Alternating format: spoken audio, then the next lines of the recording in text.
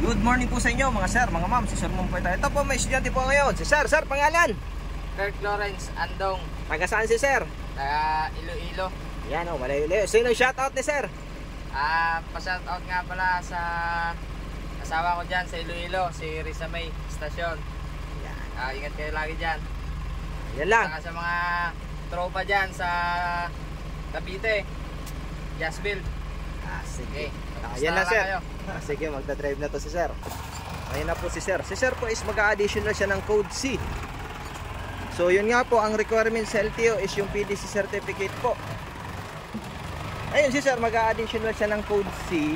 Sa code 3 po kasi, dalawa na yung code.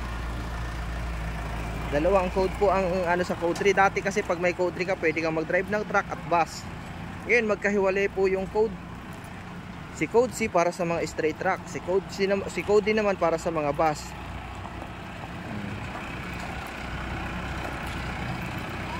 Yan.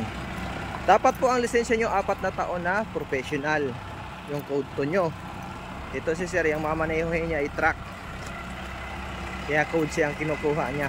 Hindi naman daw siya magbabas. So, at gusto naman mag code 8, ito po yung sa code 8 namin. Oh. Yan. Dapat din may 1, 2, 3 kayong lisensya.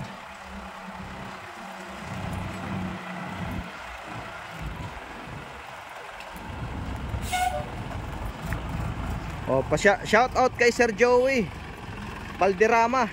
Shout out sa'yo Sir. O, parking ang gagawin nito ni Sir. Ayan o. Sa code 3 more on parking tayo. Kasi side mirror ang inaaral natin dyan. More on side mirror. Tingnan natin yung gawa ni Sir. Yun, ayos. Okay, magpa-parallel parking na din yan si Sir.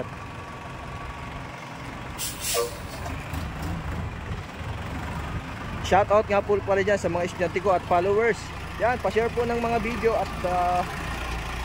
at live ko. Yan, pa-share po para madami pa tayong mga estudyante matulungan.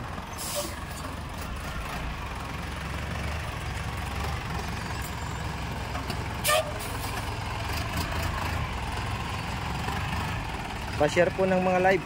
So, and pa-follow din po sa aking Facebook, TikTok, YouTube. Type nyo lang yung PDC Space by Sermon.